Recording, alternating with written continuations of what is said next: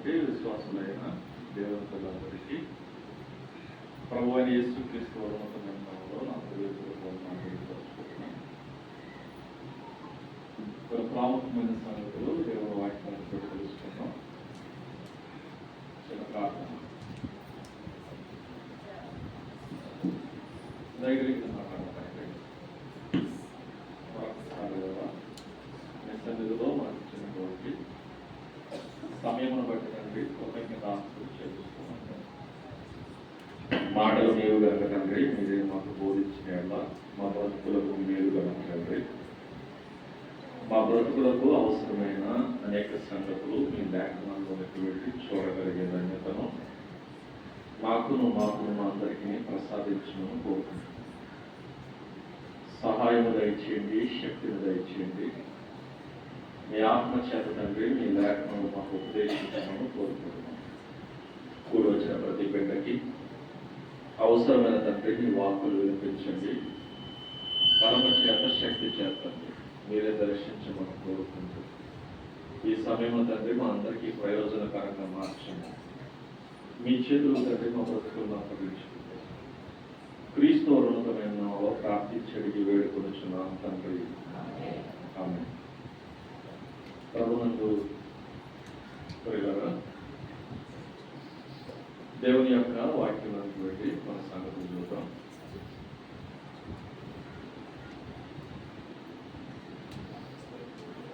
వాళ్ళందరినీ దర్శించడం తొలిసారి మరి స్ట్రెంగ్తో నాకు తెలియదు కాబట్టి కొంచెం స్లోగానే దేవుడు వాక్యంలోకి వెళ్ళడానికి ప్రయత్నిద్దాం. కొన్ని విషయాలు వాక్యంలో కూడా చూడగలిగితే సామెతల గ్రంథంలో రాయబడుతున్న సందర్భాన్ని చూడండి. సామెతల గ్రంథం 30వ అధ్యాయంలో రాయబడుతున్నటువంటి సందర్భం. సామెతల గ్రంథం 30వ అధ్యాయంలో మొదటి వచ్చి నుంచి రాయబడుతున్న మాటలు చూడగలిగితే దేవోక్తి ఇక్కడ రాయబడుతున్న ఈ మాటలు ఎవరు అంటే దేవోక్తి అన్నాడు. దేవోక్తి అంటే దేవుని యొక్క మాట. దేవోక్తి ఎలా వస్తుంది అన్నప్పుడు దేవోక్తి వచ్చే విధానాలు చాలా రకాలుగా ఉంటాయి. దేవుడు దర్శించి మాట్లాడచ్చు, దేవుడు స్వప్నంలో మాట్లాడచ్చు. దర్శనం అంటే నేరుగా మన కళ్ళకు కనబడి మాట్లాడడం. స్వప్నం అంటే నిద్రపోతున్నప్పుడు కళలో వచ్చి మాట్లాడడం. ఇక కొన్నిసార్లు ఎలా వస్తుందంటే మనుషుల ద్వారా, అంటే మాట్లాడుతుంది మనిషే కానీ అది మనిషి మాట మాత్రం కాదు. ఇలా రకాలుగా అనేక రకాలుగా దేవుని మాట మన దగ్గరికి వస్తుంది. కాబట్టి వస్తున్న మాట మనం కనిపెట్టవలసిన విధానం ఉంది. ఇది ఎవరి మాట? మనిషి మాట.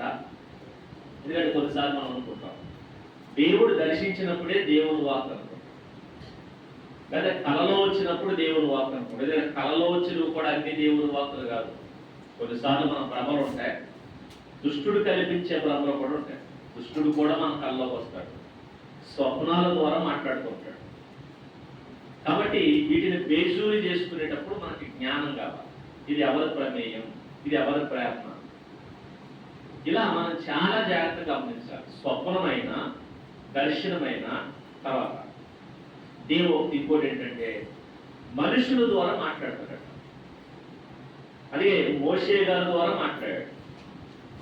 దాని తర్వాత చాలా సందర్భాల్లో చాలా మంది ద్వారా దేవుడు మాట్లాడాడు. ఎక్కడ కూడా మీరు గమనిస్తే ఇది ఎవరి మాట అంటే దేవోక్తి అన్నట్టు. కానీ ఎలా వస్తుంది దేవోక్తి అంటే యాకే కుమారుడైన ఆగూరు పలికినటువంటి మాటలు. ఎలా వస్తుంది అంటే దేవుడు డైరెక్ట్ గా మాట్లాడట్లేదు. ఎవరి ద్వారా మాట్లాడుతున్నాడు? ఆగూరు ద్వారా మాట్లాడుతున్నాడు. ఆగూరు గారి ద్వారా మాట్లాడుతున్నాడు. ఈ ఆగూరు గారి తండ్రి ఎవరు? యాకే అనుషుడు. యాకే కుమారుడైన ఆగూరు.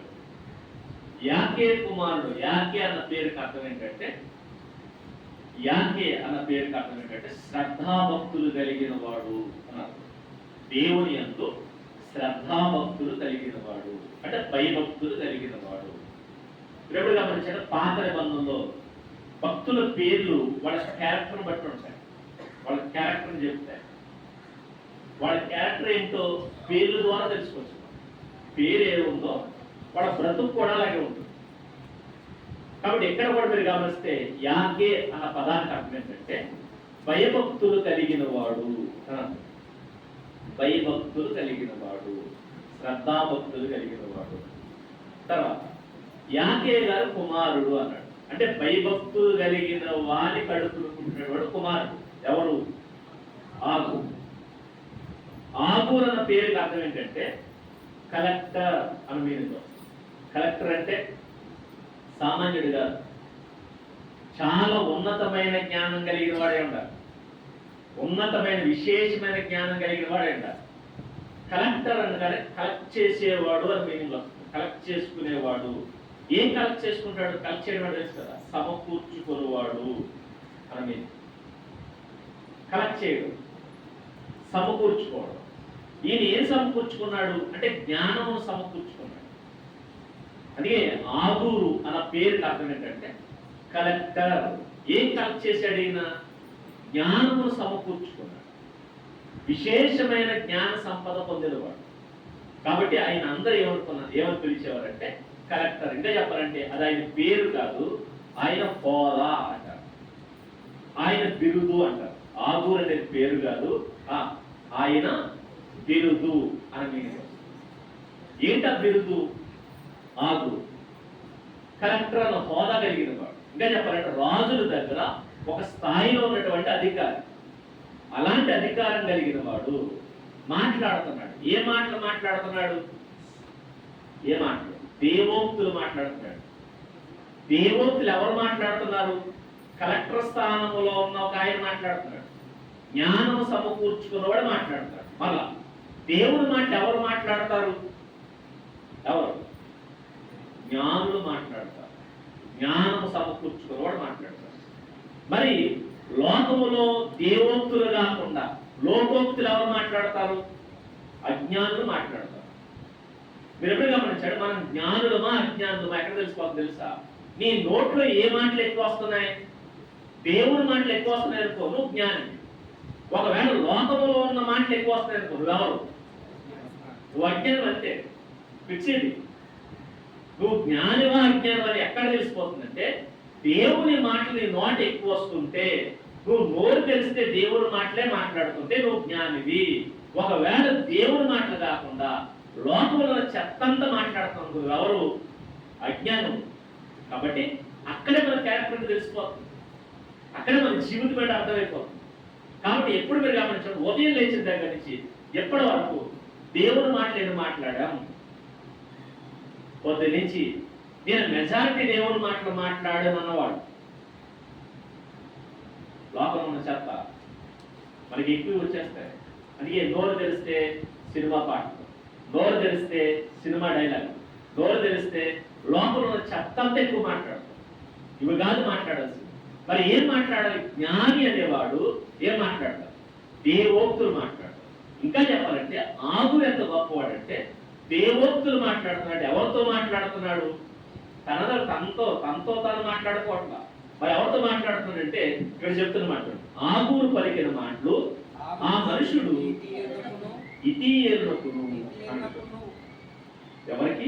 ఇతీయేలు అన్నట్టు. ఇతీయేలు అంటే ఇతీయేలు అన్న పదానికి మీనింగ్ ఏంటా? మీనింగ్ అంటే దేవుడు నాకు తోడు అని. గమనించండి, ఇమ్మానుయేలు అన్న పేరు తెలుసు కదా. ఇమ్మానుయేలు అంటే అర్థం ఏంటి? దేవుడు మనకి తోడు. అవునా? దేవుడు మనకి తోడు. ఈ ఇమ్మానుయేలు ఇతీయేలు ఇంక్లూడింగ్ ఒకేలా, సౌండింగ్ ఒకేలా ఉంటుంది. సౌండింగ్ అనేది ఒకేలా ఉంటుంది. ఇతీయేలు, ఇమ్మానుయేలు దగ్గర పద. ఇమ్మానుయేలు అంటే దేవుడు మనకి తోడు. ఇతీయేలు అంటే మీనింగ్ ఏంటంటే దేవుడు నాకు తోడు. దేవుడు నాకు తోడుగా ఉన్నాడు అని భరోసా కలిగినటువంటి ఒక భక్తుడు. ఆయన పేరేంటి? ఇతీయేలు. రెండవ ఇంకో ఆయన పేరేంటి? ఒక్కాలు అని అంటారు. ఒక్కాలు, ఒక్కాలు అంటే మీనింగ్ ఏంటంటే యెహోవా సమర్థుడు, యెహోవాయే సమర్థుడు. మీరు గమనించండి, వీళ్ళిద్దరి పేర్లు ఎలా ఉన్నాయి? దేవుడికి సంబంధించిన పేరు. ఇప్పుడు మీరు ఆలోచిస్తే ఆగురు ఎవరితో మాట్లాడుతున్నాడు? ఇతీయులతో మాట్లాడుతున్నాడు. ఆగురు ఎవరితో మాట్లాడుతున్నాడు? ఒక్కాలతో మాట్లాడుతున్నాడు. ఎవరు వీళ్ళిద్దరంటే ఆగూరు గారు ఫ్రెండ్స్ అట. ఆగూరు గారికి ఇద్దరు ఫ్రెండ్స్ ఉన్నారు. ఆ ఇద్దరు ఫ్రెండ్స్ ఎవరు? ఒక ఆయన ఇతీయులు, ఇంకొక ఆయన ఒక్క. ఈ ఆగూరు గారు వాళ్ళిద్దరితో కలిసి మాట్లాడుతున్నటువంటి మాట ఇంకా చెప్పాలంటే ముగ్గురు స్నేహితులు కలిసి మాట్లాడుకుంటారు. ముగ్గురు ఫ్రెండ్స్ కలిసి మాట్లాడుకుంటారు. దాంట్లో జ్ఞానవంతుడైన ఆగూరు తన ఇద్దరు స్నేహితులతో మాట్లాడుతూ చెప్తున్నాడు వాడి మాటలు. వాళ్ళు కలిసి ఏం మాట్లాడుకున్నారు? వీళ్ళ ముగ్గురు కలిసి ఏం మాట్లాడుకున్నారు చెప్పండి? దేవోక్తులు మాట్లాడుకున్నారు. ఫ్రెండ్స్ అయిన వీళ్ళు దేవోక్తులు మాట్లాడుకుంటారు. ఇప్పుడు నేను అడుగుతున్నా, ఒకవేళ మీ ఫ్రెండ్స్ ఉన్నారా? మీకు ఉంటారు కదా, మన ఖచ్చితంగా మన ఫ్రెండ్స్ ఉన్నారు. మీ ఫ్రెండ్స్ కలిసినప్పుడు ఏం మాట్లాడుకుంటారు? మీ ఫ్రెండ్స్ కలిసినప్పుడు మీరు మెజారిటీ మాటలు ఏ మాటలు మాట్లాడతారు? ఏం మాట్లాడతారు? ఇంకోటి ఏంటంటే, ఒకవేళ బయట వాళ్ళు కలిసిన నార్మల్ గా మాట్లాడతామో కానీ ఫ్రెండ్స్ కలిసి ఏం మాట్లాడతారు తెలుసా? ఎక్కడ లేని దర్జం అంతా అక్కడే మాట్లాడతారు. అదే కదా, మన స్నేహితుల దగ్గర మనం ఓపెన్ అయిపోతాం. ఎందుకంటే వాడి గురించి మనకు తెలుసు, మన గురించి వాడికి తెలుసు. ఇప్పుడు నేను అడుగుతున్నా, నీ ఫ్రెండ్స్ ఎవరు? ఆగురు ఫ్రెండ్స్ ఎవరు తెలుసా? దేవుడు నాకు తోడు అని బతికేటటువంటి ఒక భక్తుడు, యెహోవాయే సమర్థుడని సాక్ష్యం ఇచ్చే ఇంకో భక్తుడు. అంటే ఆగురు గారు ఫ్రెండ్స్ ఎవరు? ఇద్దరు భక్తులు. ఆగురు గారు ఎవరు? ఇంకో భక్తుడు. వీళ్ళ ఫ్రెండ్స్ ముగ్గురు కూడా దేవుడికి సంబంధించిన వాళ్ళు, దేవుని యందు భయభక్తులు కలిగిన వాళ్ళు. దేవుని యందు భయభక్తులు కలిగి ఈ ముగ్గురు కలిసి మాట్లాడుకున్నారు. ఏం మాట్లాడుకున్నారు అంటే దేవోక్తులు మాట్లాడుకున్నారు. అదే మన ఫ్రెండ్స్ కలిస్తే దేవోక్తులు ఉండవు, మరి ఏవోక్తులు? సరస్వోక్తులు ఉంటాయి. అవును కదా, సరస్వోక్తులు అంటే వెటకారం అంటారు. వేళాపనులు ఎప్పుడు వస్తాయి? ఫ్రెండ్స్ కలిసినప్పుడు ఏమనుకుంటారు? వేళాపనులు ఆడుకుంటారు. వేళాపనం అంటే ఇవే సరస్వోక్తులు.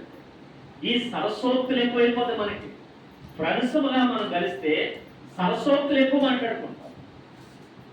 ఒకడినొకడు డైలాగులు వేసుకుంటూ, ఒకడు ఎటకారం ఆడుతూ, ఒకడు హేళన చేసుకుంటూ, లేదంటే పక్క వాళ్ళని కామెంట్ చేస్తూ, పనికి మాలి చెత్తంతా మనం మాట్లాడతాం. కానీ వాడు అలా మాట్లాడుకోవట్లేదు. మరి ఏం మాట్లాడుకున్నారంటే ఆగూరు గారు దేవోక్తులు మాట్లాడు. దేవోక్తులు అలా మాట్లాడితే ఏమన్నాడు చూడండి, నిశ్చయముగా మనుషుల్లో నా వంటి పశుప్రాయుడు లేడు. ఏదో మాట మాట్లాడతానంటాడు. నిశ్చయముగా అంటే ఖచ్చితంగా, కన్ఫామ్ గా, తిరుగు లేకుండా చెప్పే మాట ఏంటంటే మనుషుల్లో నా వంటి పశుప్రాయుడు లేడు. పసిప్రాయుడు కాదు, పశుప్రాయుడు. పశుప్రాయుడు అంటే నేను పశువు లాంటి వాడిని. పశువులు దేంతో పోల్చుకోవడం తెలుసా? బుద్ధి జ్ఞానం లేనటువంటి పశువులు. వాడి బుద్ధి జ్ఞానం ఉండదు. ఇప్పుడు ఈయన దేంతో పోల్చుకున్నాడు? నాకు బుద్ధి జ్ఞానం లేనటువంటి నేను ఎవరిని? ఒక పశువుని. నేను ఒక పశువుని. ఏంటంటే ఆయన పేరేంటి? ఆగురు. ఆగురు అన్న పదానికి అర్థం ఏంటి? కలెక్టర్. అంటే జ్ఞానం కలిగిన వాడు, జ్ఞానం సమకూర్చుకున్నవాడు. ప్రపంచం మొత్తం ఆయన ఏమనిపిస్తుంది తెలుసా? ఆయన జ్ఞానరా అని చెప్తుంది.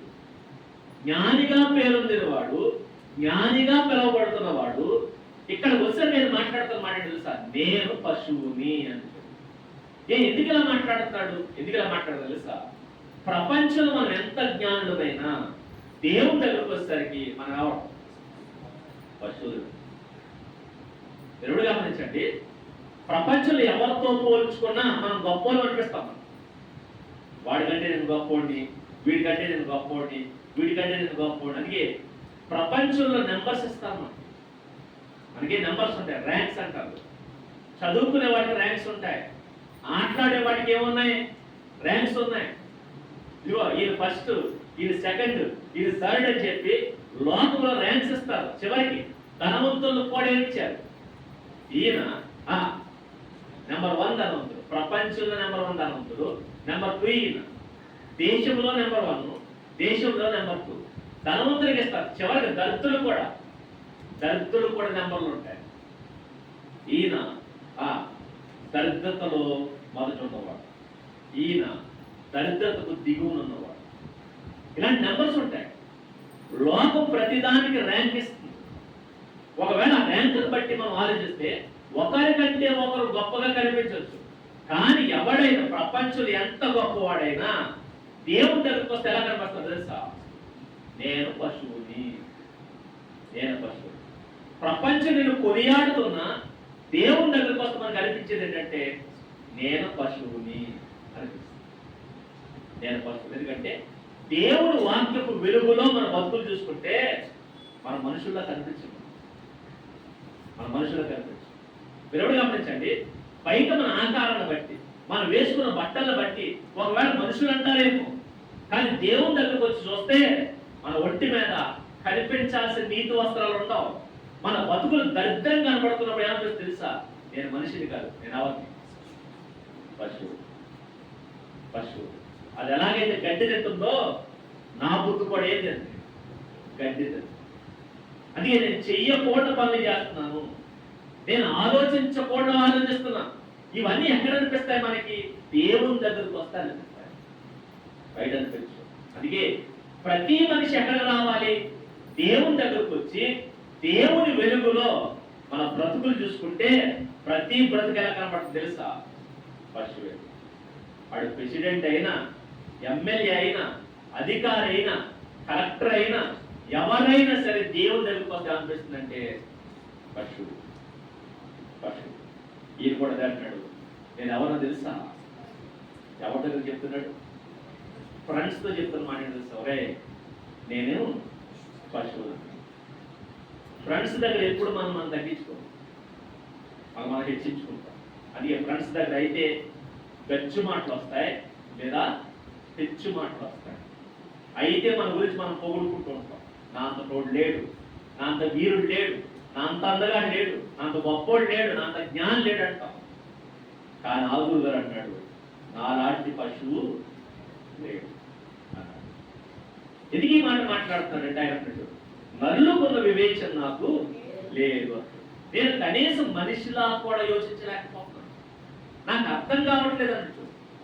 మనుషులకున్న వివేచన నాకు లేదు అంటాడు. మనుషులకున్న వివేచన నాకు లేదు. ఈ మాటలు మాట్లాడు, నాకు మనిషికి ఉన్న ఆలోచన పండుగ. ఎందుకు ఈ మాట మాట్లాడుతున్నాడు? ఎందుకు ఇది జ్ఞానం లేదా అంటే జ్ఞానం బోడంతో లోకం ఆయన అన్నిటి గురించి చేస్తాడు. కానీ ఏం తెలియదు దీనికి అని చెప్పచ్చు. ఏం తెలియదట? మూడవచ్చు, నేను జ్ఞానాభ్యాసము చేసుకున్నవాడును కాదు. నాకేం తెలియదు? జ్ఞానాభ్యాసము చేసుకున్నవాడును కాదు. విచిత్రం ఏంటంటే మనం లోపలికి వెళ్ళి బోర్డు పుస్తకాలు చదువుతాం. ఇంకా చెప్పాలంటే ఇప్పుడేంటి నర్సరీ దగ్గర నుంచా? నర్సరీ తర్వాత యూకేజీ తర్వాత ఎల్కేజీ తర్వాత ఫస్ట్ క్లాస్ తర్వాత సెకండ్ క్లాస్. ఇలా మనం వెళితే ఎక్కడ వరకు? డిగ్రీలు తర్వాత పిహెచ్డి, మాస్టర్ డిగ్రీలు, ఏది బోర్డు ఉన్నాయి. చచ్చేదాకా చదివిన పుస్తకాలు బోర్డు ఉన్నాయి. అందుకే బోర్డు డిగ్రీలు సంపాదించేస్తాం. అందుకే పేరు కన్నా మీరు గమనించిన కొంతమంది డిగ్రీలు ఎక్కువ ఉంటాయి. పేరు చిన్నదే కానీ డిగ్రీలు మాత్రం పెద్ద. విచిత్రం ఏంటంటే ఇన్ని పుస్తకాలు చదువుతారు, ఓరకం రావు డిగ్రీలు. ఇంకా చెప్పాలంటే లాయర్ గారి ఇంటికి వెళ్ళండి, ప్రత్యేకంగా ఒక సెల్ఫ్ ఉంటుంది. ఏమంటే దాంట్లో బోల్డ్ పుస్తకాలు ఉంటాయి. లైబ్రరీకి వెళ్ళండి, ఎన్ని పుస్తకాలు? బోల్డ్ పుస్తకాలు ఉన్నాయి. మీరు గమనించగలిగితే ఒక లైబ్రరీని మించిన లైబ్రరీ బోర్డు ఉన్నాయి. ప్రపంచంలో అత్యంత పెద్దదైన లైబ్రరీ కూడా ఉంది. ఎందుకంటే దాంట్లో త్వరగా పుస్తకం అంటే ఉండదు, అన్ని పుస్తకాలు దాంట్లో ఉంటాయి. అలాంటి పుస్తకాలను చదివేసిన వాళ్ళు ఉన్నారు, చదువుతున్న వాళ్ళు ఉన్నారు, కంప్లీట్ చేస్తున్నారు. ఇవి ఉన్నాయే, అన్నిటినీ చదివేశారే. ఇప్పుడు మీరు ఆన్ చేస్తే దేవుడు మనకి ఇచ్చిన పుస్తకాలు ఎన్ని? 66 పుస్తకాలు కలిపి ఎన్ని పుస్తకాలకి ఇచ్చాడు? ఒకే పుస్తకానికి ఇచ్చాడు, అంతేకాదు 66 చాప్టర్స్, 66 పుస్తకాలు కలిపి ఒక గ్రంథముగా, ఒక బుక్గా మనకి ఇచ్చాడు. ఒక గ్రంథంగా ఎంతమంది పూర్తి చేశారు చెప్పండి? పరిశుద్ధ దేవుని గురించిన జ్ఞానం రైట్ చదివారు. అర్థమవుతుందా? అర్థం కాదు. నీకేంటి? నాకే అర్థం కాదు. నాకేంటి? ప్రపంచం ఆడక అర్థం కాదు. మనకే కాదు, ప్రపంచ మేధావులుగా పిలబడుతుంది కదా ఈ సైంటిస్ట్ అని, శాస్త్రవేత్తలు. పేరొందిన శాస్త్రవేత్తలు కూడా బయట ఎన్నో ఫార్ములాని డీకోడ్ చేసేసిన వాళ్ళు బైబిల్ డీకోడ్ చేయలేరు.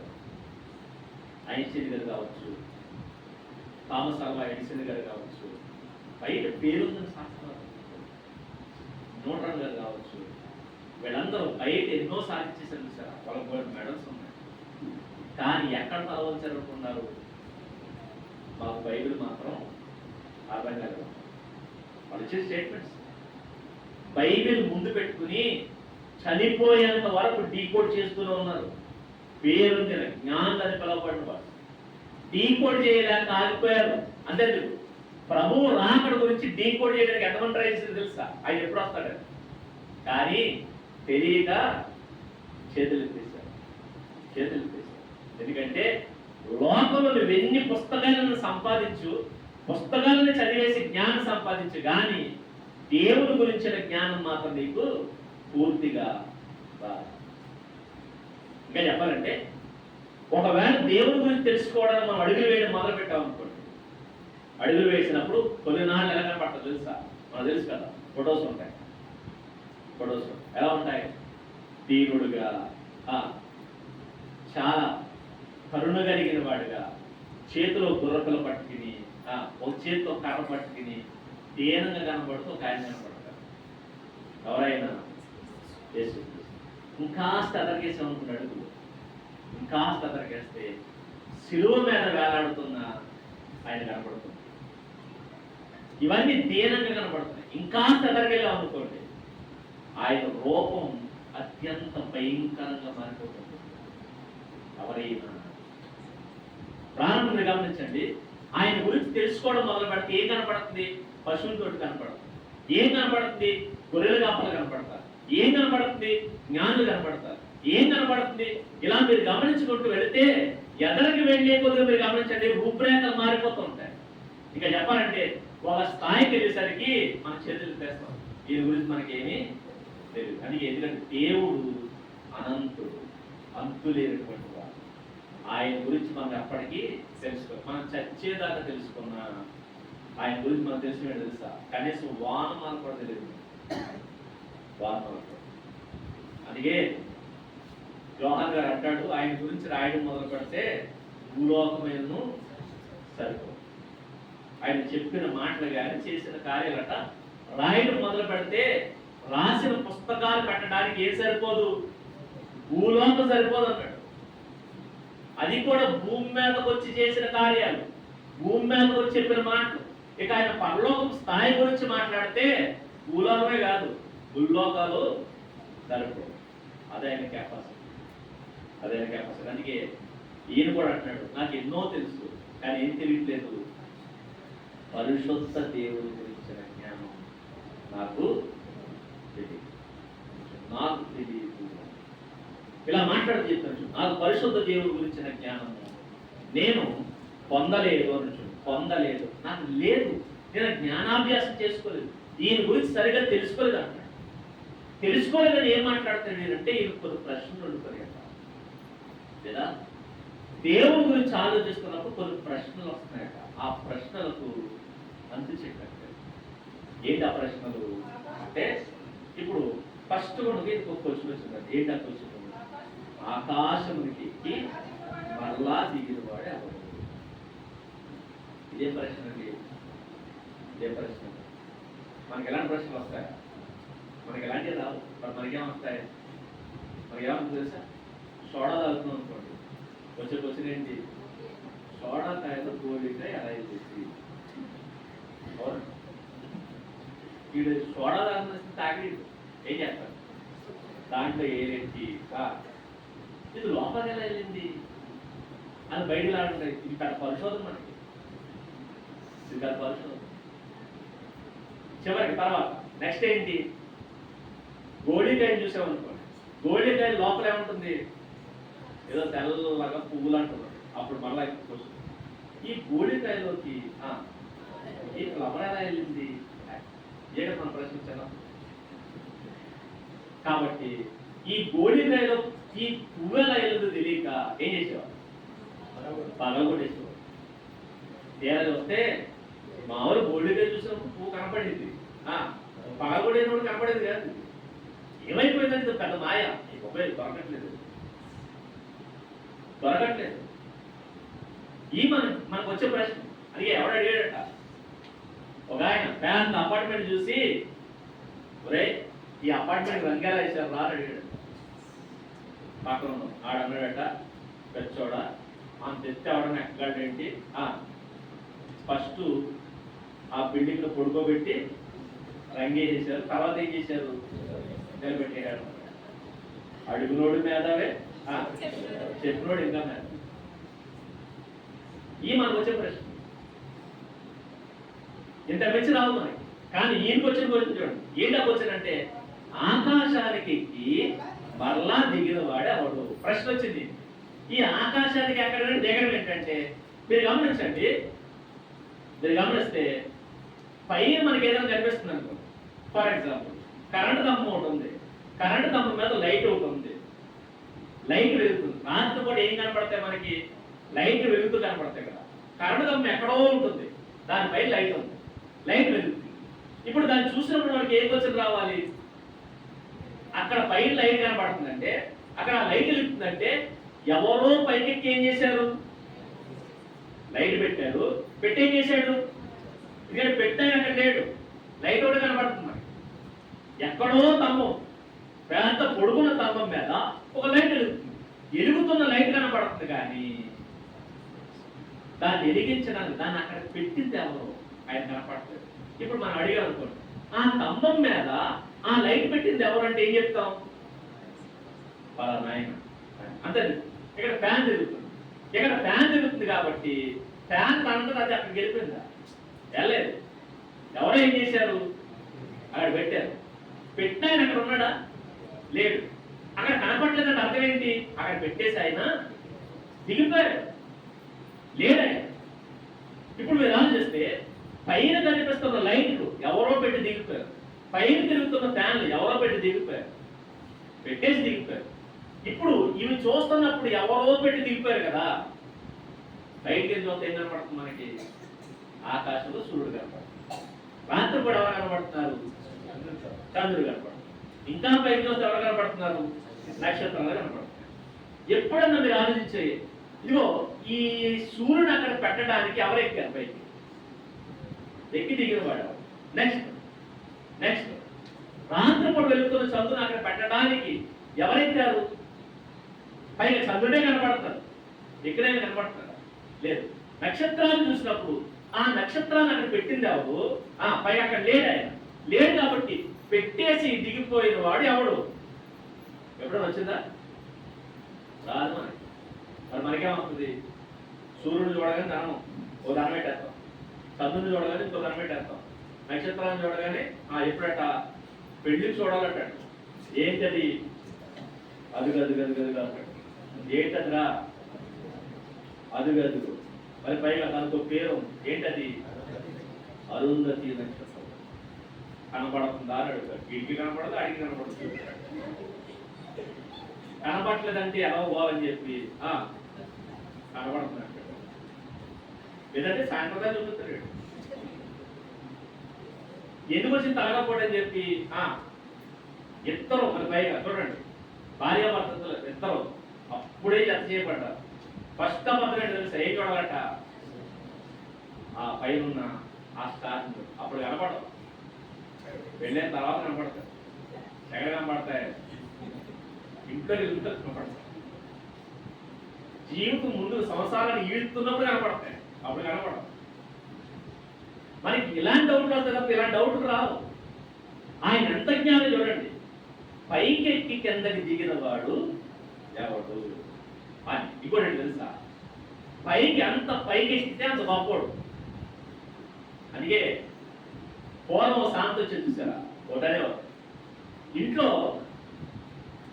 వండిన వంటలు ఏవైతే ఉంటాయో ఆ వండిన వంటలు పూర్వకాలం ఏం చేసేవారంటే గుడ్డు కట్టి గుడ్డుగా పెట్టేవారు. ఎందుకంటే కుక్కలు కానీ పిల్లులు కానీ ఇవేమి పాడు చేయకుండా లేదా చీమలుగా పట్టకుండా ఏం చేసేవారంటే ఒక ఉట్టు కట్టి కరెక్ట్గా ఇంటి మధ్యలో పెట్టి ఆ ఉట్టుగా పెట్టేవారు. ఇంకా చెప్పాలంటే చిన్నపిల్లలుగా ఏదైనా స్వీట్స్ చేశారనుకోండి, పలహారాలు, ఈ పలహారాలు ఇలాంటివి ఏమన్నా వండినప్పుడు ఈ పిల్లలు తినేయకుండా ఉట్టుగా పెట్టేవారు. ఎందుకంటే ఉట్టి ఎవరికి అందదో పిల్లలకు అందదు. ఎవరికి అందుతుంది? పెద్దోళ్ళకి అందుతుంది.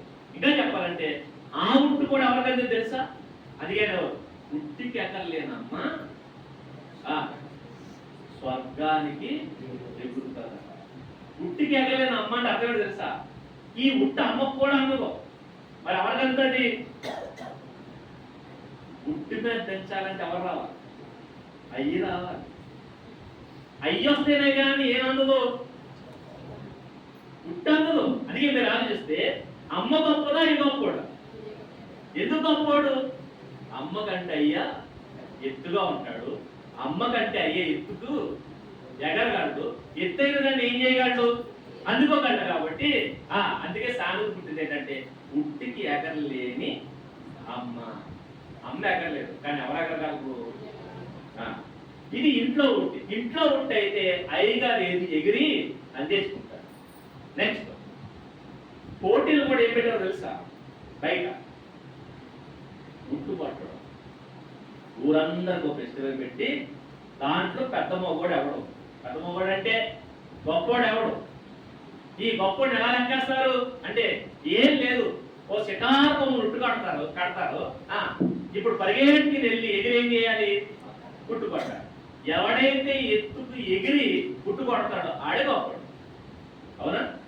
ఎంత ఎత్తు కట్టారో ఎవరైతే ఎగురు కొట్టారో వాడి గొప్పడు. వాడు బిరుదేస్తారన్నమాట. పుట్టు కొట్టినటువంటి పెద్ద మనగాడు. ఇలా ఎంత ఎత్తుకు ఎగిరితే అంత గొప్పడు. అందుకే పెద్ద పెద్ద ఉట్లు కట్టినప్పుడు గమనించి ఇది వాళ్ళకి ఎగురు కొట్టేవారు. ఇప్పుడు ఇంకా పైకి హైట్ కడతారు. ఏం చేస్తున్నారంటే చుట్టూ రౌండ్ గా నుంచి ఒకరిపై ఒకరికి ఎక్కి ఏం చేస్తున్నారు? ఆ పైన దాన్ని కొట్టారు. ఇది ఎందుకంటే ఈ పోటీలు ఎవరు గొప్పవాడో తెలుసుకోవడానికి పైన ఉట్టుని ఏం చేయాలి? కొట్టాలి. తర్వాత ఎత్తైన పర్వతం ఎవరైతే ఎక్కుతారో వాడు గొప్పవాడు. అందుకే మీరు గమనించండి, కొన్ని పేర్లు తెలుస్తారా? హిమాలయాలకు ఎక్కిన మొట్టమొదటి మనిషి. ఎందుకు రాశారు? పై ఎక్కడ రాశారు? గిన్నీస్ బుక్ లో. గిన్నీస్ బుక్ లో ఏమని ఎక్కించారు? ఇదిగో హిమాలయ పర్వతాలు ఎక్కిన మొట్టమొదటి మనిషి అంటే అర్థం ఏంటి? అందరికంటే ఇది గొప్పోడు. ఎందుకు గొప్పోడు? హిమాలయ పర్వతాలు ఎక్కాడు.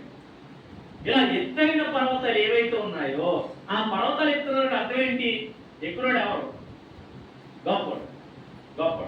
ఇలా పైన పెద్ద పెద్ద వాటిని చూసి అక్కడికి ఎక్కే మగాడు ఎవడరా అని అడిగేవారు. ఆ ఎక్కినోడు ఎవరు? గొప్పడు. పుట్టు కొట్టినోడు గొప్పడు, పర్వతం ఎక్కినోడు గొప్పడు. ఇవన్నీ లెక్కలు కట్టి గొప్పడు అనేవారు. తర్వాత ఇంకా ఏంటంటే ఆకాశంలో చూసినప్పుడు చందమామ కనపడేది. చందమామ కనపడగానే ఇప్పుడు ఏంటంటే చందమామ మీదకి ఎవడ ఎక్కలేడు కాబట్టి ఏం చేశారు? పాట పాడారు. ఏం పాట? చందమామ రాలే అంటే అర్థం ఏంటంటే మీ దగ్గరికి మేము ఎలాగో రాలేనే, నువ్వే మా దగ్గరికి రాయే. ఎలా రాయే?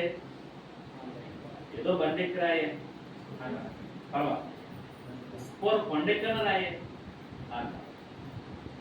వస్తా మళ్ళీ ఏం చేయి? ఖాళీగా రాదు. ఏం చేయి? బంతిపూలు తీసుకురా. బండి మీద వచ్చినప్పుడు ఏం చేయి? బంతిపూలు తీసుకురా. కొండకి వచ్చినప్పుడు ఏం చేయి? పూలు తీసుకురా. ఏం చేయి? ఈ చచ్చిపోతే ఇది నదేసి వెళ్ళిపోవాలి అంతే కదా. అది పూలీసు రావాలంట. ఇలా మన వాళ్ళు పాటలు పాడారు. తీరా చూస్తే ఒక ఆయన ఏం చేశాడంటే సీరియస్గా తీసుకుని అది ఎలాగో రావట్లేదని ఏం చేశాడు, ఈయనే వెళ్ళిపోయి చంద్రమండలం మీద కూడా అడుగుపెట్టుకోవడం ఉన్నారా ఉన్నారు. ఈ చంద్రమండలం మీద అడుగుపెట్టిన వ్యక్తి ఏమన్నారు, గొప్పోడు. అవునా, గొప్పడు. మనందరికంటే ఎవరు గొప్పోడు? మనమైతే ఎక్కడ అడిగెడతాం? మనోళ్ళైతే అమ్మ కుడికలు ఎట్టమ్మా అన్నారు. ఎక్కడ? మనమైతే మన ఇంట్లో ఎడతాం, లేదంటే ఈదులో ఎడతాం. ఆయన ఎక్కడ పెట్టాడు? మూడు మీద పెట్టాడు. మూడు మీద పెట్టిన వాడు మనకంటే గొప్పడు కదా, గొప్పడు కదా, రైట్. ఇలా ఎంత హైట్ లో అడుగు పెడితే అంత గొప్పడు. ఇప్పుడు ఈయన అడుగుతున్నాడు, వాడు గొప్పడు, వీడు గొప్పడు, వీడు గొప్పడు అన్నారే. ఇప్పుడు ఈయన ప్రశ్న ఏంటంటే, ఒరే అక్కడిక్కడ అడిగేయటం కాదు, గుట్టు కొట్టినోడు కాదు, కొండెక్కునోడు కాదు, ఇంకా చెప్పాలంటే ఆకాశం మీద ఉన్న చంద్రమండలం. ఇప్పుడు ఇంకా చెప్పాలంటే ఆగురు గది రాసేసరికి చంద్రమండలం అనే అడుగు పెట్టలేదు. ఆ పెట్టన కాదు అంటాడు, ఆకాశానికి ఎక్కి మరలా దిగిన వాడి అవడరా అని. అంటే అర్థం ఏంటంటే, ప్రపంచంలో అప్పటికే కిరీటం పెట్టేశారు కదా, ప్రపంచంలో అప్పటికే సన్మానాలు చేస్తారు కదా, ప్రపంచంలో అప్పటికి కొందరు మనుషులు కీర్తిస్తున్నారు కదా. ఎందుకంటే రాజులు సైతం ఏం చేశారు తెలుసా, నేను గొప్పవాడు అని చెప్పి విగ్రహాలు పెట్టేసుకున్నారు. వాళ్ళు విగ్రహాలు పెట్టుకున్నారు. దేని గొప్పడు? Alexander the great. దేని గొప్పడు? ఇదిగో ఆ రాజ్యాలు గెలిచారు, అవి గెలిచారు. ఇలా నెబుకద్నెజరు గొప్పోడు, నెబుకద్నెజరు గొప్పోడు అని చెప్తుగో నేను రాజ్యాలు గెలిచాను కాబట్టి నా విగ్రహం పెట్టి మీరు అందరూ ఏం చేయండి అన్నాడు, నన్ను పూజించండి అని చెప్తున్నాడు. ఇలా రాజులందరూ తమ విగ్రహాలు పెట్టుకుని నన్ను పూజించండి, నన్ను పూజించండి అని చెప్తుంటే ఇప్పుడు అంటాడు, ఒరే ఇది కాదు, నేను ఆ రాజ్యంలో అడుగుపెట్టాను, ఈ రాజ్యంలో అడుగుపెట్టాను, పైన రాజ్యం గెలిచాను, అక్కడికి ఎక్కాను, ఎక్కడికి ఎక్కాను కాదు. ఇప్పుడు చెప్పండి, ఆకాశానికి ఎక్కి కిందకి దిగిన వాడు ఎవడైనా ఉన్నాడా అంటే వాడు గొప్పోడు. ఎవడు గొప్పోడు? ఆకాశానికి ఎక్కి మరలా మరలా మరలా దిగడం అంటే కొందరు ఎక్కుతారండి, దిగడం గమనించారా? కొందరు చూసారు సీరియస్గా చెట్టు ఎక్కేస్తారు, ఎక్కేసిన తర్వాత దిగడం, మళ్ళీ దిగడానికి కూడా ఎక్కాలి. ఒరే దిగలేనప్పుడు ఎందుకు ఎక్కేవారా అంటే ఎక్కేసాడు అంతే, అలా పైకి చూసుకుంటే ఎక్కేసాడు. తర్వాత కింద చూసాడు, పైకి ఎక్కిన తర్వాత గుండు జారిపోయింది, ఇక దిగడం. మనకి ఎంత పైకి ఎక్కితేనే భయం వేస్తే పైకి వెళ్ళి కొద్దిగా భయం వేస్తుందో లేదా? ఎంత హైట్కి వెళ్తే అంత భయం వేస్తుంది. అందుకే చూడండి, జైట్లు ఎక్కినప్పుడు ఏం చేస్తారు అందరూ? గజగజలు అడుగుతారు, ఏమైంది? జైట్లు ఎక్కినందుకు భయం మనకి. ఈ జైట్లు ఇక్కడ దాకానే ఉంటుంది, కానీ ఆకాశం ఎంత ఉంది అక్కడికి ఎక్కి మళ్ళీ ఏం చేయాలి? కిందకి దిగాలి. అలాంటి వాడెవడైనా ఉన్నాడా? ఆడు గొప్పడు, ఆడు గొప్పడు. ఆకాశానికి ఎక్కాలి, మళ్ళా దిగాలి. అలా ఎక్కి దిగిన వాడు ఎవడైనా ఉన్నాడా? చెప్పండి, ఎవరున్నారు? ఎవరున్నారు? ఒకే ఒక్కడు ఉన్నాడండి. ఆ ఒక్కడెవరు? యేసుక్రీస్తు. ఇంకోటి తెలుసా, ఆయన ఆకాశానికి ఎక్కినట్టు కాదు, ఆకాశానికి కావాలన్న పరలోకానికి ఎక్కి దిగాడు. పరలోకానికి ఎక్కి దిగాడు. అదే మనకి యోహాను సువార్తలు అంటాడు, ఇదిగో పరలోకమునికి ఎక్కి దిగినవాడు అన్నాడు. పరలోకమునికి ఎక్కి దిగినవాడు చూడమాట. యోహాను గారు రాసిన సువార్త 3వ అధ్యాయం, యోహాను గారు రాసిన సువార్త 3వ అధ్యాయం రాయబడుతున్న మాట మీరు చూడగలిగితే 11వ మరియు పరలోకము నుండి, ఎక్కడి నుండి? ఆకాశం నుంచి కాదట, ఎక్కడ నుండి? పరలోకము నుండి దిగి వచ్చేట. పరలోకము నుండి దిగి వచ్చిన వాడే అనగా పరలోకములో ఉండు మనుష్య కుమారుడు అనుచున్న. పరలోకములో ఉండు మనుష్య కుమారుడు. ఎవరి మనుష్య కుమారుడు? యేసుక్రీస్తు. ఇప్పుడు మళ్ళా దానికి అన్ననే యేసుక్రీస్తు అంటే, యేసుక్రీస్తు అంటే తెలియని అయ్యలో చూస్తారా? ఆయనకి ఎలా కనపడతాడు? అది ఒక ఫోటో పెట్టుకుంటారు వాళ్ళ దేవుడితో పాటు. ఏ ఫోటో పెట్టుకుంటారు? యేసుక్రీస్తు అలా పక్కకు తరకాయ మార్చి ఇలా చెయ్యి ఇలా పెట్టిన ఫోటో పెడుతున్నారు. వాడికి ఏమంటే తెలుసా, అమ్మో యేసు చూపిస్తే ఎవరు దీనుడు, అమాయకుడు, జాలి కలిగిన వాడు, ఇది వాడికి తెలుసు. అక్కడ ఉంటే అదే తెలుసు, ఇంకా ఎదరగల, ఇంకా తెలుసు, ఇంకా ఎదరగల, ఇంకా తెలుసు. చివరికి వచ్చేసరికి ఎలా కనపడుతుందో తెలుసా, ఆయనట ఆకాశానికి ఎక్కి దిగినోడు కాదు, ఎక్కడికి ఎక్కి పరలోకానికి ఎక్కి దిగినోడు. పరలోకానికి ఎక్కి దిగినోడు. పరలోకం అంటే 3 ఆకాశాలు దాటొచ్చాడండి. 3 ఆకాశాలు అంటే ఎంత ఉంటాడు, ఎంత ఉంటాడు, ఎంత ఉంటాడు. అది ఆయన కెపాసిటీ. ఏంటి ప్రభు, ఒకసారి నీ కొలతలు చెప్పని అడిగావు అనుకోండి, కొలతలా ఏం చెప్పమంటావు, నీకు తెలిసి చెప్తానంటే ఇంకా చెప్పాలండి. ఒకవేళ ఆయన కొలతలు అడిగితే జస్ట్ మనకు తెలిసినవి చెప్తాడంటే, మనకు తెలిసింది ఏంటవి, ఆకాశము భూమి. ఆకాశం భూమితో పోలి చెప్పిన మాట ఏంటంటే, ఆకాశం నా సింహాసనరా, భూమి నా పాదముల పీఠం కాదు, నా పాద పీఠం. అంటే ఒక కాలు పెడితే భూమి పిల్లో ఉంది, నేను కూర్చుంటే ఆకాశం పిల్లో. ఆకాశం ఎంత ఉంటుంది ప్రభువా, నేను కూర్చునే పీట అంత ఉంటుంది. భూమి ఎంత ఉంటుంది ప్రభువా, నేను కాలు పెట్టుకునేంత పీట, ఆ పాద పీట. ఇప్పుడు రాలి చేస్తే ఈయన ఎంత ఉంటాడు, ఈయన కాలు ఎంత ఉంటుందట, పాదం, ఈయన పాదం ఈ భూమి అంత ఉంటే, నెక్స్ట్ ఈయన మోకాలు, ఈయన మోకాలు. మీరు ఎప్పుడు గమనించండి, మనం కూర్చొని కూర్చుంటే మీరు గమనిస్తే చైర్ ఎక్కడికి వస్తుంది, అది కాదు కరెక్ట్గా మనం కూర్చుంటే చైర్ మన మోకాల కట్ట వస్తుంది, మోకాల కట్ట. ఇప్పుడు మీరు ఆలోచిస్తే ప్రభు ఆకాశం మీద కూర్చుని భూమి మీద పాదం పెడితే, ఈ భూమి దగ్గర నుంచి ఆకాశం ఉందే, ఈ ఆకాశం ఎంత హైట్ ఉంటుంది అని అడిగితే ఆయన చెప్తాడు, ఎంత, నా మోకాలు కట్ట ఉంటుందా. భూమి మీద కాలు పెట్టి ఆయన ఆకాశం మీద కూర్చుంటే, ప్రభు ఆకాశం హైట్ ఎంత ప్రభు అని అడిగాం అనుకోండి, ఆకాశం హైటా, నా అరికాల దగ్గర నుంచి నా మోకాల వరకు రా. సరే ఆకాశం సైట్ ఎంత ప్రభు అంటే, నా ధ్యానంతరా. ఆయన ధ్యానంతట ఆకాశం, ధ్యానంతో ఆకాశాన్ని గురించాడు. పాదం ఎంత అంటే ఈ భూమి. మరి ఈయన ఎంత ఉంటాడు, ఈయన ఎంత ఉంటాడు. అదే అర్థం కాలేదు ఆయనకి. ఎవరికి, ఆగురు గారు అంటున్నాడు, ఏంటి దేవుడి గురించి అర్థం కావట్లేదు నాకు, ఎందుకంటే నాకు అంతు చెక్కనటువంటి కార్యాలయం, అంతు చెక్కని కాదు. ఆయన ఎంత ఉంటాడు అసలు అని అంటాడు, ఆకాశమునికి ఎక్కి మళ్ళా దిగినవాడు ఎవడు, ఆకాశానికి ఎక్కి భూమి మీద దిగినవాడు అని అక్కడికి ఎక్కి దిగినవాడు. ఎందుకంటే నక్షత్రాలు అక్కడ పెట్టేశాడు, కిందకి అన్నాడు ఎవడు ఎవడు అని మాట్లాడుతూ ఇక తర్వాత మరికొన్ని విషయాలు మాట్లాడుతుంటాడు. ఏమన్నాడు, తన పిడికిళ్లతో గాలిని పట్టుకొనగలవాడు ఎవడు అని.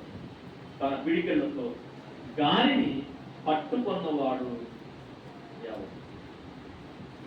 పిడికిళ్లతో అంటే గాలి, గాలి పట్టుకుంటారా, ఎవరైనా ట్రై చేశారా,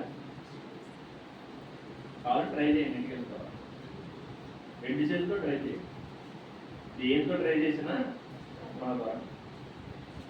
మనం కొన్ని పట్టుకోవచ్చు, రాయిని వేడతో పట్టుకోవచ్చు, నెక్స్ట్ ఇసుకని పిడికలతో పట్టుకోవచ్చు, నెక్స్ట్ నేలని దోశలతో పట్టుకోవచ్చు, గాలిని బొక్కలతో పట్టుకోవచ్చు. ఎలా, ఇలా ఎంతగా పట్టుకుంటాం, ఎంతగా. ఇదే మనం పట్టుకునేది, మనం బొక్కలతో పట్టుకుంటామేమో, కానీ ఆయన అంటాడు గాలి అంటే పిడికిలతో పట్టుకుంటాడు. పిడికిలతో పట్టుకోవడం ఏంటి, గాలిని ఎవడు బంధించలేడు. గాలి దానికి అర్థం ఏంటంటే, ఫర్ ఎగ్జాంపుల్ ఫ్యాన్ ఉంది కదా, ఈ ఫ్యాన్ ని ఆపగలమా, ఆపలేము, ఆపేస్తాం. ఫ్యాన్ ని వేసారు, నెక్స్ట్ ఆపేస్తాం, ఆపేస్తాం. ఇంకా చెప్పాలంటే ఫ్యాన్ మనకి బాగా స్పీడ్గా తిరుగుతుంది అనుకోండి, ఏం చేస్తాం, తగ్గిస్తాం, 4లో పెడతాం. ఇంకాస్త ఎక్కువైంది అనుకోండి 3లో పెడతాం. ఇంకాస్త ఎక్కువైంది అనుకో 2లో పెడతాం. ఇంకాస్త ఎక్కువైంది అనుకో 1లో పెడతాం. లేదు అవసరం దొరుకుతాం అనుకో ఆపేస్తాం. లేదు అలా కాదు, నాకు గాలి ఫుల్గా కావాలి, వెంటనే ఫ్యాన్ వేస్తాం. ఫస్ట్లో ఉన్నదాన్ని ఎక్కడికి 2లో వేస్తాం. 2లో ఉన్నదాన్ని 3లో వేస్తాం. 3లో ఉన్నదాన్ని 4లో వేస్తాం. ఇంకా గాలి కావాలంటే 5. ఇంకా అక్కడి నుంచి రాదు. 5 వరకు మనం పెంచవచ్చు, సైకిల్. ఇది మనం చేయగలిగి. ఇప్పుడు మీరు ఆన్ చేస్తే పైకి మీరు గమనించండి, గాలి ఇప్పుడు నార్మల్గా ఉంది. కొన్నిసార్లు ఎలా వస్తుంది, కాస్త వేగంగా వేస్తుంది, కాస్త వేగం. కొన్నిసార్లు ఫస్ట్లో పెట్టినట్టు వస్తుంది బయటగా ప్రకృతిలోగా. తర్వాత కొన్నిసార్లు 2లో పెట్టినట్టు వస్తుంది, కొన్నిసార్లు 3లో పెట్టినట్టు వస్తుంది. కొన్నిసార్లు మీరు గమనిస్తే తుఫాన్లు వచ్చినప్పుడు చూసారు ఎలా వస్తుంది. తుఫాన్లు వచ్చినప్పుడు, భయంకరమైన తుఫాన్లు వచ్చినప్పుడు ఎలా వస్తుంది. మనం 5లో పెడితే ఫ్యాన్ తిరుగుద్దే, అలా తిరుగుతుంది. అలా తిరుగుతుంది కదా. ఇంతకీ ఆ గాలి స్పీడ్ని పెంచింది ఎవరు?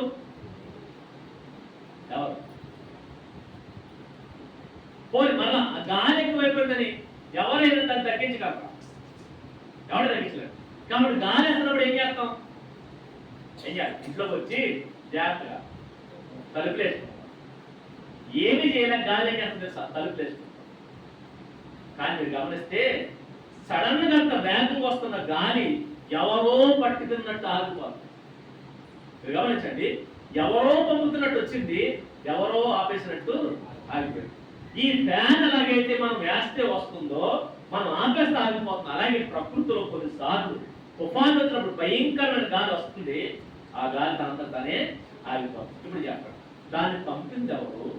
వదిలింది ఎవరు? దాన్ని పట్టుకుంటారు, ఆపింది ఎవరు? ఇది అర్థం కావట్లేదండి. ఎందుకంటే ఇదిగో గంటకు 100 కిలోమీటర్ల వేగంతో గాలి వేస్తాయని చెప్తారు ఎవరు? మన ప్రభుత్వం వాడు. గంటకు 100 కిలోమీటర్ల వేగంతో గాలి వేస్తారని చెప్పాడు కదా. ఎందుకంటే అంత వేగం తగ్గించమని అడగండి ఎవరు? ఆపండి, ఎందుకంటే అంత వేగం అంటే ఎవడాపుతాడు? ఏమంటారు? పెంచరా నీకు? అది ఫ్యాన్ అనుకున్నాం ఆపడానికి, అది అవదు. కాబట్టి ఏం చేయి, గంటకు 100 కిలోమీటర్ల వేగంతో వస్తుంది కాబట్టి నోరు మూసు నువ్వే ఏం చేయి, గదిలో తలుపేసి పడతా అంటాడు. లేదు మా తలుపులు వీక్గా ఉన్నాయి, గోడలు బలంగా లేవంటే అయితే నువ్వే దూరంగా పోంటాడు. ఎక్కడ రాకు, ఈ గాలి ఎక్కడ దాకా రాదో అక్కడ రాకు అంటాడు. అంతేనా? నువ్వేం చేయమంటే నేనేం చేయలేదు. మరి ఏం చేస్తాను? జస్ట్ ఇన్ఫర్మేషన్ ఇస్తాను అంతే, ఇన్ఫర్మేషన్ ఇస్తాను. కానీ గాలి చూస్తే వస్తున్న గాలి ఆగిపోతుంది. ఇప్పుడు ఏమంటున్నాడు, తుఫాను చూస్తాడు ఎవరు? ఆగులు గారు. భయంకరమైన తుఫాను చూసినప్పుడు ఇంక అర్థం కావట్లేదు. ఈ గాలి ఎక్కడి నుంచి వస్తుంది? పైగా సడన్ గా వచ్చింది, సడన్ గా ఆగిపోతుంది. సడన్ గా వస్తున్న గాలిని ఎవరు పంపిస్తున్నారు? పైగా ఎంత బలంగా వేస్తున్న గాలిని, మేము ఆపలేని గాలిని, మేము పట్టుకోలేని గాలిని ఎవరో పట్టుకుని ఆపేస్తున్నట్టు ఆగిపోతుంది. ఇంకా చెప్పాలంటే మనం నీటినైనా ఆపగలం, కానీ గాలిని ఆపగలం. నీటి ఆపచ్చండి. చెల్లో నీటిని ఏం చేయొచ్చు? గట్టేసి ఆపగలం. నదిలో నీటిని ఆనగట్టి ఆపగలం. అంటే నీటినైనా ఆపగలం, కానీ గాలి ఏం చేయలేం. ఆనగట్ట కట్టమనండి ఎవడైనా. గాలికి ఆనగట్ట కట్టలేడు ఎవడు. గాలిని ఎవడో పట్టుకోలేడు, గాలిని ఎవడో ఆపలేడు. నీటినైనా పట్టుకోగలడు, స్టోరేజ్ చేయగలడు. గాలిని ఎవడో స్టోరేజ్ చేయగలడు. ఈయన ఎలా అంటున్నాడు? ఎవడో ఆపేస్తున్నాడు. ఇంత భయంకరమైన గాలి సడన్ గా ఆగిపోతుంది, ఎవరో పట్టుకున్నట్టు ఆగిపోతుంది. ఇప్పుడు అన్నాడు, అంటే ఎవరో పట్టుకుంటున్నారు. ఎవరు పట్టుకుంటున్నారు? ఎవరు పైగా పట్టుకున్నాడట? పిడికిళ్ళతో గాలిని పట్టుకున్నవాడు. గాలిని పట్టుకుంటున్నాడు ఎవరు? ఎవరు చెప్పండి, ఎవరు? అది కూడా ఆయన. ఆకాశానికి ఎక్కి దిగిన వాడు ఆయన. నెక్స్ట్, గాలిని పిడికిళ్ళతో పట్టుకునేవాడు. ఇంకా చెప్పాలంటే పిడికిళ్ళతో కాదు, ప్రభువారు సముద్రం మీద వెళ్తున్నారట, ఆద మరిచి అమరం మీద పడుకుని నిద్రపోతున్నారట. శిష్యులందరూ బెంబేలెత్తిపోతున్నారట. దేన్ని చూసి? తుఫాను చూసి, గాలిని సముద్రాన్ని చూసి బెంబేలెత్తిపోతున్నారు. ఇంకా చెప్పాలంటే సముద్రం అలవాటు లేదు ఎవరికి తెలుసా? ప్రభువుకి. అలవాటు ఉన్నది ఎవరికి? శిష్యుడు. సముద్రం శిష్యులకు అలవాటు. ఎందుకంటే ఎన్నోసార్లు సముద్రంలో తిరిగాను వీళ్ళు. తుఫాను వీళ్ళ కొత్త ఏం కాదు. ఎందుకంటే గల్లీ సముద్ర తీరంలో మాటి మాటికి తుఫాన్లు వస్తాయి. కొండల మధ్య ఉంటుంది ఆ సముద్రం, తిబేరి సముద్రం. ఈ గల్లీ సముద్రం ఏదైతే ఉందో, ఈ తిబేరి సముద్రం ఏదైతే ఉందో, మాటి మాటికి సుడుగాలు తిరుగుతూ వస్తుందట. దాంట్లో సుడుగాలు తెలుసు వాళ్ళకి. ఎన్నో సుడుగాల మధ్య చాకచక్యంగా బోటు నడుపుకుంటూ, దోణి నడుపుకుంటూ బతికిన వాళ్ళు అందరూ. అలాంటి వేళ్ళనే భయపెట్టింది ఆ తుఫాను. భయపెట్టింది. పైగా వీళ్ళకి అనుభవం ఉంది, వీళ్ళకి ఈతొచ్చు, వీళ్ళకి దోణిలో అనుభవం ఉంది. ఎవరికి అనుభవం లేదు? ప్రభువుకి అనుభవం లేదు. పైగా ప్రభువుకి ఈతొచ్చా? కాదా? కాదని అనకూడదు. ఆయనకి రాందంటే ఏదో ఉండదు. ఆయన ఈతలో మరి ఏం చేస్తాడు? మనకంటే ఈత రావాలి. ఎందుకు? మనం మునిగిపోతాడు. ఆయన మునిగి రకంగా గడిచిపోతాడు. ఆయనకి ఈత ఎందుకంటే ఆయనకి ఈతతో పని లేదు. ఇంకా తేడా గట్టిగా వచ్చింది అనుకోండి, ఏమంటాడు? ఆ సముద్రాన్ని ఇలా అన్నాడు అనుకోండి, ఈ పాయింట్ పోద్ది, ఈ పాయింట్ పోద్ది, మధ్యలో నుండి చేరిపోతాడు. ఇంకా గట్టిగా చేరగట్టింది అనుకోండి, సముద్రాన్ని ఎండగట్టేస్తాడు. ఎండగట్టాడు. ఎందుకంటే ఆగడు ఒకసారి ఏం చేశాడు? ఎర్ర సముద్రాన్ని ఎండగట్టేసాడు. ఈ సముద్రం పెద్ద లెక్క. కాబట్టి ఈత ఆయనకు అవసరం లేదు. మరి ఎవరికి అవసరం? మనకు అవసరం. ఇప్పుడు ఎంత కంగారు పడుతూ వెళ్ళొచ్చు. ప్రభు దగ్గరకు వచ్చినాడు. ప్రభువా, నేను నశించిపోతున్నాం, నీకు చింత లేదా? మేము నశించిపో. ప్రభువు లేచాడు. ఏం చేశాడు? గాలిని గర్దించాడట. ఏం చేశాడు? గాలిని గర్దించాడు. అంతే. మీరు ఎప్పుడైనా మీ ఫ్యాన్ హై స్పీడ్ లో తిరుగుతున్నప్పుడు గాలి ఎక్కువైపోతుందని గర్తించారా? ఏం చేస్తారు? ఓవర్ మూసుకుని మన తగ్గించుకుంటాం. షటాం, ఏంటి అంత వేగం అంటాం? అన్నాం. ఎందుకన్నాం? అన్నాం అనుకోండి, తీసుకెళ్లి హాస్పిటల్లో జాయిన్ చేస్తారు. ఫ్యాన్ గర్తించకూడదు. ఏం చేయాలి? ఫ్యాన్ మనమే కంట్రోల్ చేసుకోవాలి. కానీ ఆయన లేచట ఏం చేశాడు తెలుసా? తుఫాను గర్దించాడు, గాలిని గర్దించాడు. ఆ గర్దింపుకి ఒక్కసారి ఆయన కేక వేస్తే గాలి మిక్కిలి నిలబడింది. ఆగిపోయింది.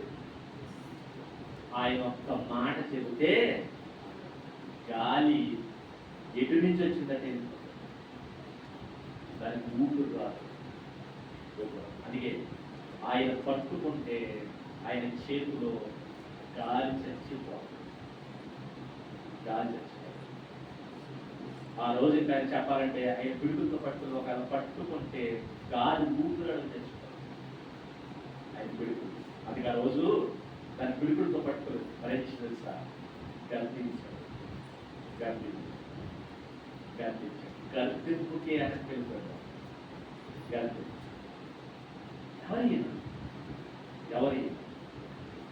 ఎవరి గమనించండి. సుమారు ఒక మానవ మాతృడుగా ఆయన కనపడుతుంటాడు. మట్టి శరీరంలో కనపడుతుంటాడు. కానీ ఆయన క్రియలు మాత్రం, ఒక మనిషి చేసే క్రియలు మాత్రం కాదు. ఈ ప్రభువు గురించి ఆలోచిస్తే పిచ్చెక్కుతుంది. ఎవరికి ఎలా చేయగలిగాడు? అలాంటి కార్యాలు చేశాడు. అదే అన్నాడు, ఈ గాలి సడన్గా ఆపేస్తుంది ఎవరు? మన తుఫాను చూపిస్తారా? సముద్రంలో లేదా బంగాళాఖాతంలో అంటే ఏం ఏర్పడింది? అల్పపీడనం ఏర్పడిందట. అల్పపీడనం తర్వాత వాయుగుండంగా ఎలా ఏర్పడింది? అల్పపీడనం తెలుసు. అల్పపీడనం అంటే అప్పుడు దాకా ఉన్నటువంటి పీడనం బలహీనపడింది. అంటే గాలి ఫుల్గా ఉంటుందండి. గాలి ఫుల్గా ఉంటే సడన్ గా ఒక చోట గాలి ఖాళీ అయిపోతుంది. సుగుణంగా వస్తున్నారు. గాలిలో ఫుల్గా ఉన్న చోట ఒక చోట వెళ్ళిపోతుంది, ఖాళీ ఏర్పడుతుంది. సడన్ గా అక్కడ గాలి ఖాళీ అయిపోతుంది. ఎప్పుడైతే గాలి ఖాళీ అయిందో ఖాళీ ప్రదేశంలో గాలి ఏమవుద్ది? చొచ్చుకొస్తుంది. ఖాళీ ప్రదేశం ఎక్కడ ఉన్నా గాలి ఆ ఖాళీ ప్రదేశంలో దూసుకెళ్తారు. అలాగే ఎప్పుడైతే ఈ బంగాళాఖాత ఖాతంలో అల్పపీడనం ఏర్పడిందో నలుదిక్కుల నుంచి గాలి అవుతాడు ఒకేసారి ఆ ఖాళీ అయిన చోటకు దూసుకొస్తుంది. గమనించారా? పల్లం వైపు నీళ్లు పరిగెడతాయి చూసారా? పల్లం వైపు నీళ్లు పరిగెడతాయి. గట్టున్నా కానీ గట్టును పడవడితే వెంటనే పరిగెత్తిపోతాయి నీళ్లు. అలాగే గాలి కూడా ఎక్కడైతే ఖాళీ ప్రదేశం ఉంటుందో ఆ ప్రదేశంలోకి నలుదిక్కుల నుంచి వచ్చేస్తుంది. నలుదిక్కులు అలా ఎప్పుడైతే నలుదిక్కుల నుంచి గాలి వస్తుందో వెంటనే సుడిగుండం అంటారు. దాన్ని వాయుగుండం. దీంట్లో అయితే సుడిగుండం అంటారు. చూసారా? తూములోకి నీళ్ళు వెళ్తుంది చూసారు. ఆ తూములోకి వెళ్ళినప్పుడు ఏమైనా పడుతుంది? సుడిగుండం. ఎందుకంటే చిన్న ఖాళీ ఉంది. ఆ ఖాళీలో నుంచి ఏమవుతున్నాయి? నీళ్ళు వెళ్తున్నాయి. ఇక్కడ ఫుల్గా ఉన్న నీళ్లు ఇప్పుడు ఈ నీళ్ళని ఏమవుతుంది? పోటీ పడతాయి అన్నమాట. దాన్ని కూడా నేను వెళ్తాను. అలాగే అల్పపీడనం అనగా ఒక చోట ఖాళీ ఏర్పడుతుంది. గాలి లేని ఖాళీ ఏర్పడుతుంది. ఆ గాలి లేని ఖాళీలోకి గాలంతా చొరబడుతుంది. ఒక్కసారిగా ఒకేసారి నలుదిక్కు నుంచి గాలి లేసరికి అది వాయుగుండంగా ఏర్పడుతుంది. ఆ వాయుగుండం గెర తిరిగి ఏమవుతుంది? సుడిగాలు, తుఫాను తీసుకుంటుంది. ఇది ఆ అల్పపీడనం అక్కడ గాలిని ఖాళీ చేసింది ఎవరు? ఎలా ఖాళీ అయింది? అప్పుడు దాకా గాలి ఏమైపోయింది తెలియదు. ఇవన్నీ అంతు చెక్కనటువంటి విషయాలు. అది ఆగుడు అన్నాడు. ఈ గాలి పిడికలతో పట్టుకున్నది ఎవరు? నెక్స్ట్ ఇంకేమన్నాడు? బట్టలో నీళ్లను మూట కట్టిన వాడు ఎవరు? దేంట్లో? బట్టలో నీళ్ళు ఏంటండి? నీళ్ళు ఎప్పుడు బట్టలు మూట కడతారా? మూటగట్టారా? ట్రై చేశారా? ట్రై చేస్తారా? బట్టలో నీళ్ళు మూట కట్టడం ఏంటండి? ఇదేంటంటే పిచ్చి ప్రశ్న అనుకున్నారేమో. బైబిల్ దేవుడు మాట్లాడుతుంటే అక్షరం సరి. బట్టలో నీళ్ళు మూట కట్టమంటే అర్థం కాదు. ఫర్ ఎగ్జాంపుల్ ఇంట్లో నీళ్ళు రూపుని అనుకోండి. సడన్గా నీళ్ళు రూపాడు. నీళ్ళు ఒలిగిపోతే నెక్స్ట్ వెంటనే మనం చేసే పని ఏం తీసుకొస్తారు? ఏంటది? క్లాతేనా? ఇదేంటి క్లాత్? ఎందుకు? దేనికి? ఒలిగిపోయిన నీటిని ఏం చేయడానికి? ఏ క్లాత్ ఎందుకు వేసావు? ఈ నీరు దేంట్లో బంధించడానికి ట్రై చేస్తున్నావు? దేంట్లో? నీటిని క్లాత్లో బంధిస్తాం. ఆ నీళ్ళు ఎత్తడానికి ఏం ఉపయోగించావు? క్లాత్. ఎందుకంటే నీటిని ఏది లాక్కుంటుంది? క్లాత్ లాక్కుంటుంది. అంటే ఒలిగిపోయిన నీటిని ఎత్తడానికి మనం వాడితే తెలుసా? క్లాత్ తీసుకున్నాం, జాగ్రత్తగా నీటిలో వేసాం, తుడిచాం, మళ్ళీ బకెట్లో పెడతాం. లేదంటే బయటికి తీసుకెళ్ళి పెడతారు. అంటే ఇక్కడ ఉన్న నీటిని అక్కడ తీసుకెళ్ళి ఏం చేసావు? పెట్టారు. ఇప్పుడు చెప్పండి, నీటిని దేంట్లో బంధించారు? క్లాత్లోనా? నీటిని బంధించడానికి ఏం వాడతాం అన్నమాట? క్లాత్. ఇప్పుడు ఆగురు దగ్గర డౌట్ వచ్చింది. ఏంటో డౌట్ అంటే నీళ్లను బట్టలో మూట కట్టిన వాడు ఎవరు? ఏ నీళ్లు ఏ బట్ట? ఏ నీళ్లు అని ఆలోచించవచ్చు. ఫర్ ఎగ్జాంపుల్ ఇంట్లో గ్లాసు నీళ్ళు ఒలిగితే నువ్వు బట్టతో తుడిచేస్తున్నావు. లేదా ఇంట్లో బిందు నీళ్ళు ఒలిగితే నువ్వు బట్టతో తుడిచేస్తున్నావు, బట్టలో బంధిస్తావు. బయట తుఫాన్లు వచ్చినప్పుడు, వరదలు వచ్చినప్పుడు భయంకరమైన నీళ్ళు ఏమవుతాయి? భయంకరంగా వస్తాయి. నీళ్ళు ఎక్కడ దాకా వస్తాయి? పేగల దాకా. మనం గమనించండి, విజయవాడకి ఏమొచ్చినాయి?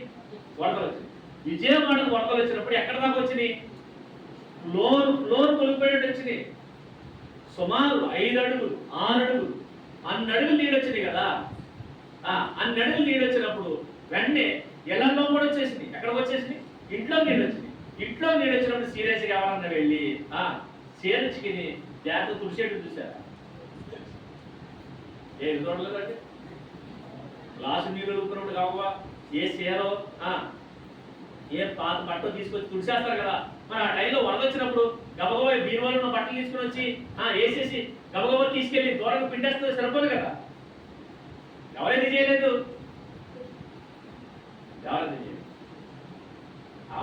ఎందుకంటే గ్లాసు నీళ్ళైతే మనం ఏం చేయొచ్చు? ఖర్చుతో తుడిసేయచ్చు. బిందు నీళ్ళైతే చేతితో తుడిసేయచ్చు. అవి బిందు నీళ్ళు కాదు. ఏ నీళ్ళు? భయంకరమైన నీళ్లు, పొల్లిపోతున్న నీళ్లు. మరి దీన్ని తొడవడానికి ఎవరు వస్తారు? ఎవడు మనిషి అనేవాడు రాడు. కానీ మీరు గమనిస్తే అప్పుడు మునిగిపోయిందే, ఇప్పుడు ఉన్నాయి నీళ్లు లేవు. ఏమైపోయింది? ఎవరో ఆ నీళ్ళన్నీ క్లీన్ చేసినట్టు అయిపోయింది. ఎవరు పట్టారు? ఇదే డౌట్ వచ్చింది. ఏంటంటే ఇన్ని వరదలు వస్తున్నాయి, ఇన్ని తుఫాన్లు వస్తున్నాయి, రోడ్లు మునిగిపోతున్నాయి, ఆ చెరువులు మునిగిపోతున్నాయి, ఇన్ని మునిగిపోయిన తర్వాత పొలాలు మునిగిపోతున్నాయి. తర్వాత ఎవరో తడిబట్టేటట్టు ఎగేస్తున్నాడు. తడిబట్టేటట్టు ఇలా ఆరిపోతుందండి నేలంతా. ఎవరో బట్టతో నీళ్ళని మూటగట్టాడు, ఏమైపోయింది? ఆరిపోతుంది.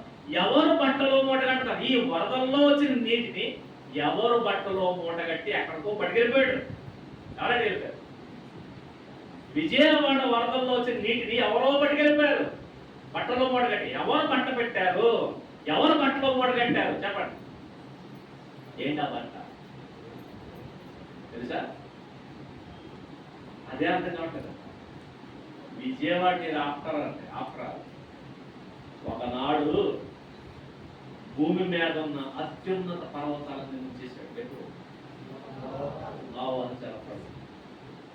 నీళ్ళప్పుడు 5 అడుగులు 6 అడుగులు కాదు, మరి ఎన్ని అడుగులు? అరారాతు పర్వతాలు మునిగిపోయాని నీళ్ళు వచ్చి భూమి మీదకి. అరారాతు పర్వతాలు మునిగిపోయాని నీళ్లు. పైగా అరారాతు పర్వతాల మీద ఆగిందట నోవహు వాడ. నోవహు వాడ అక్కడ నిలబడిందంటే అరారాతు పర్వతాల పైకి నీళ్ళు వచ్చాడు. చూడండి ఎన్ని నీళ్ళు సరిపోతుంది. అని నీళ్ళు వచ్చినాయి కదా. అని నీళ్ళు వచ్చిన తర్వాత ఎన్ని రోజులు కూర్చుని? జస్ట్ 40 రోజులు. 40 రోజులు, 40 రాత్రులు, 40 పగలు నీళ్లు కురిపిస్తే, వర్షం కురిపిస్తే పర్వతాలు మునిగిపోయిన నీళ్ళు వచ్చినాయట. నీళ్ళు వచ్చినాయి. మరి ఈ నీళ్ళని ఎక్కడికి వెళ్ళాలి? మనం చెప్పారు కదా, ఎండలు కాసేది ఎందుకురా? చెప్పండి. వానలు కురిసేది ఎందుకురా? నెక్స్ట్, వానలు కురిసేది ఎందుకురా? చెరువులు నిండేటందుకురా. చెరువులు నిండేది ఎందుకురా? పంటలు పండేటందుకు. పంటలు పండేది ఎందుకురా? మనుషులు బతికే రంగు. మనుషులు బతికేది ఎందుకురా? అది మాత్రం తెలియదు.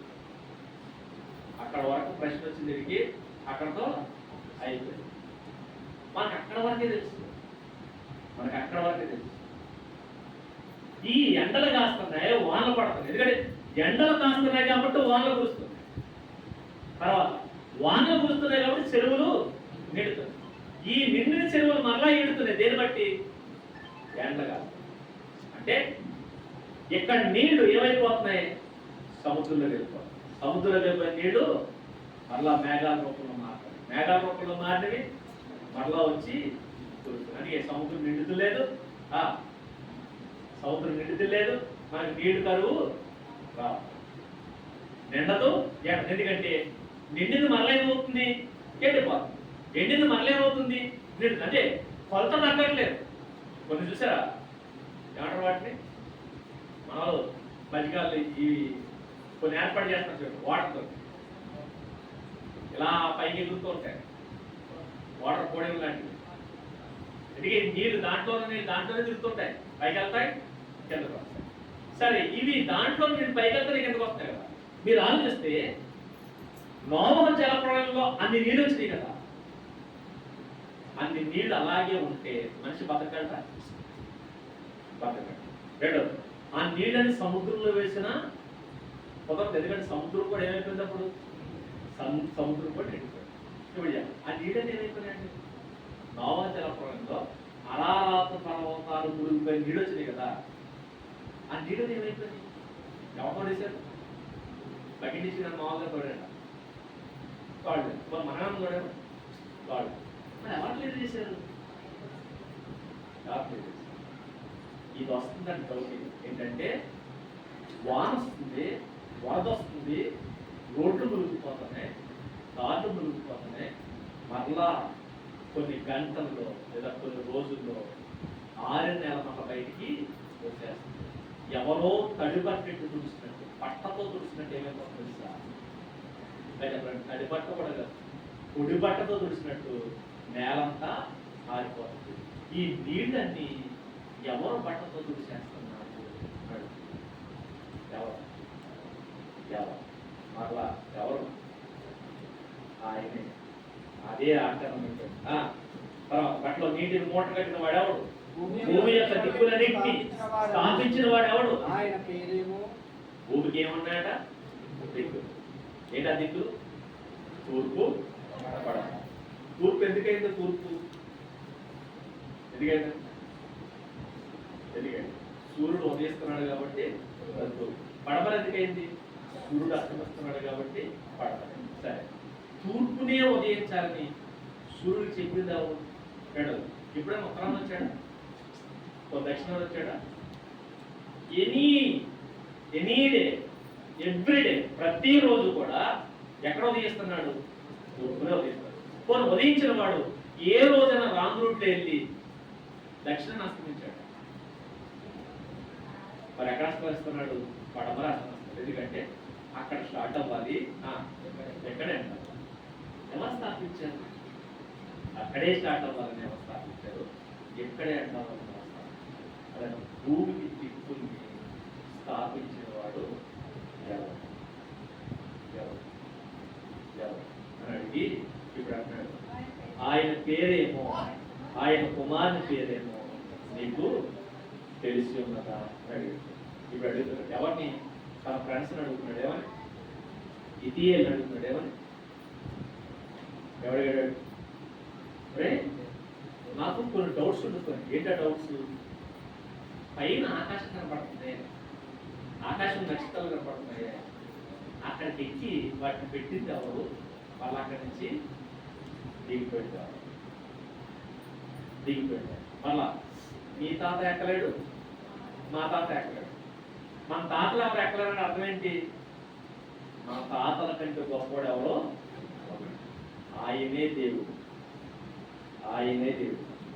అది అడుగుతాడు. నీకు తెలుసా? ఆకాశానికి ఎక్కి దిగిన వాడు ఎవరు? ఆయన పేరేంటి? ఆయన కుమారుని పేరు. నెక్స్ట్ గాలిని పిడికలతో పట్టుకున్నవాడు ఎవడు? ఆయన పేరేంటి? ఆయన కుమారుని పేరేంటి? బట్టతో నేటిని మూటగట్టిన వాడు ఎవడు? ఆయన పేరేంటి? ఆయన కుమారుని పేరేంటి? ఇది నాకు అర్థం కావట్లేదా? ఏమర్థం కాదు దీనికి? ఆకాశానికి ఎక్కి దిగిన వారి పేరేనికి తెలియదు. నెక్స్ట్ గాలి పిడికలతో పట్టుకున్న వారి పేరేనికి తెలియదు. నెక్స్ట్ నేలను బట్టతో మూటగట్టిన వారి పేరేనికి తెలియదు. భూమికి దిక్కులు స్థాపించిన వారి పేరేనికి తెలియదు. ఇప్పుడు చెప్పండి, ఆయనకి తెలియదు, నీకైనా తెలుసా? తెలుసు అన్నవాడు నీ బంగారు వస్తారు, నీ గోల్డెన్ హ్యాండ్స్. ఆయన అన్నాడు నాకు తెలియదు. తెలుసు అన్నవాడు తెలీదా? అనకండి, చచ్చిపోతున్నాం. ఆయన తెలియదు, ఎందుకంటే అప్పటికి ఆయన రాలేదు. ఎవరు? అప్పుడు ఆయన రాలేదు, అప్పటికి ఆయన పేరు పెట్టలేదు. మరి ఇప్పుడు ఆయన వచ్చాడు, ఆయనకు ఒక పేరు పెట్టారు. ఎవరైనా ఆయన పేరేంటి చెప్పండి దగ్గర? ఆయన పేరు యేసు క్రీస్తు. ఆయన పేరు యేసు క్రీస్తు. అలా ఆకాశానికి ఎక్కి కిందకి దిగిన వాడే అవడు చెప్పండి. యేసు. గాలిని పిడికలతో పట్టుకొనగలిగిన వాడెవడు? యేసు. నేలను బట్టతో మూటగట్టే వాడెవడు? యేసు. భూమికి దిక్కులు స్థాపించింది ఎవరు? ఆయనకి తెలియదు, కానీ గొప్పదని ఏంటంటే తెలుసా? మనకు ఇప్పుడు చెప్పండి, ఆగురు గొప్పడు, మన గొప్ప. ఆగురు కంటే మన గొప్పడు. ఎందుకు తెలుసా? ఆయనకి ఆ రోజు తెలియపరచలేదు, కానీ దేవుడి రోజు మనకి తెలియపరచు. ఇది దేవుని గురించిన జ్ఞానం. దేవుని గురించి ఎలా తెలుసుకోవాలి అడిగే వాడిని తెలుసుకున్నారు. ఈరోజు తెలుసుకొని మూర్ఖులనే చాలా బాధ అనిపిస్తుంది. చదువుకున్న వాడు కూడా ఈరోజు చూడండి భయంకరమైన మూఢనమ్మకాలు. ఈయన బయటికి వెళ్ళి కాలేజీలో కూడా చదువుకుంటాడు, కానీ ఇంటికి వచ్చి ఏదో బొమ్మకు నమస్కారం చేస్తాడు, లేదంటే ఆకాశంలో కనిపించే సూర్యుడికి నమస్కారం. పుస్తకాలు ఏం చదువుతున్నాం? సూర్యుడు ఒక నక్షత్రం చదువుకుంటాడు. బయటకు వచ్చి ఇంటికి వచ్చి ఏం చేస్తాడు? సూర్యుడే మా దేవుడు ఇప్పుడు చెప్పాడు. ఈ జ్ఞానం తెలిసానలా తెలియదన్నా? తెలియదు. అది అంటారు చదువుకున్న మూర్తులు. చదువుకున్న మూర్తులు కొనుక్కోండి. ఎప్పుడు మీరు ఆలోచించేటప్పుడు, దేవుడి గురించి ఆలోచించేటప్పుడు ఎలా ఉండాలంటే ఆకాశానికి ఎక్కి దిగిన వాడు ఎప్పుడు గమనించండి. ఈ మాటలు భలే ఉంటాయి. మనం ఏమంటారు తెలుసా? ఎంత భయంకరంగా గాలి వేస్తుంది అనుకోండి, గాలితనం పెట్టేస్తాం, గాలితనం పెట్టాం. కానీ ఈయనేమంటాడు? ఈ గాలి వస్తుంది మళ్ళీ ఆగిపోతుందంటే ఎవరో దీన్ని పంపించారు, ఎవరో దీన్ని పేకట్టుకుని ఆపేశారు. ఆపేసినోడు గొప్పోడు, పంపినోడు గొప్పోడు, మళ్ళా ఆపేసినోడు గొప్పోడు. ఆయన చూడండి అంతే. మనమైతే వచ్చింది గాలి, నువ్వే గొప్పదాను అమ్మా మరి ఏమన్నారో అర్థం కదండి. మరి పైగా నన్ను అడిగితే ఆగూరు గారు ఎక్కువ చదువుకున్నాడు, మనం ఎక్కువ చదువుకున్నాం. మనకే డిగ్రీలు ఎక్కువైపోయినాయి, మన కోకలు ఎక్కువైపోయినాయి, కానీ జ్ఞానం లేదు. ఆయన చూడండి ఎంత తెలివిగా ఆలోచించాడు. గాలిని పట్టుకున్నవాడు. నెక్స్ట్ మనమైతే నీటికే దాన్ని పెట్టేస్తాం. ఆయన అన్నాడు నీరు గొప్పది కదా, నీటిని పట్టలో మూటగట్టినట్టు మూటగట్టి ఎక్కడికో పట్టుకుపోతున్నాడే ఆయన గొప్ప. ఇప్పుడు చెప్పండి, గాలి గొప్పదా? గాలిని పట్టుకున్నాడు గొప్ప. గాలి పట్టు. నీరు గొప్పదా? నీటినే మూటగట్టి పట్టుకెళ్ళిపోయాడు గొప్ప. ఇప్పుడు చెప్పండి, ఆకాశం గొప్పదా? ఆకాశం మీద ఎక్కి తొక్కేవాడు గొప్ప. ఆయన కాలు ఎక్కడ పడుతుందో తెలుసా? ఎక్కడ? ఆకాశం మీద పడుతుంది. ఆకాశం ఆకాశం మీద పెట్టాడు. ఆకాశం మీద కాలు పెట్టి ఆయన గొప్పడా? ఆకాశం గొప్పదా? ఆకాశం మీద కాలు పెట్టే ఆయన గొప్ప. అదే ఆగురు ఆలోచిస్తున్నాడు. దేవా అక్కడ కాలు పెట్టి నువ్వు గొప్పడు, గాలి పట్టుకునే నువ్వు గొప్పడివి, పట్టతో నీటిని మూట కట్టే నువ్వు గొప్పడు, ఈ భూమికి దిక్కులు స్థాపించిన నువ్వు గొప్పడు. కానీ నాకు తెలియదు ఏంటంటే నీ పేరు నాకు తెలియలేదు. నీ పేరు నాకు తెలియలేదు. నీ పేరు నాకు తెలియదు. కానీ కొత్త నిబంధనకు వస్తే ఆయన పేరు మన అందరికి బాహాటని చెప్పిన మాట ఏంటంటే ఆయన యేసు. యేసు ఆ పేరుకి అర్థం రక్షకుడు. రక్షకుడు. ఆ రక్షకుడు నామములోనే మనకు రక్షణ తప్ప ఇది ఏ నామములోనూ రక్షణ లేదు. కాబట్టి ఆ రక్షణ మనందరికి ఇవ్వడానికి ఆయన ఎక్కడి నుంచి?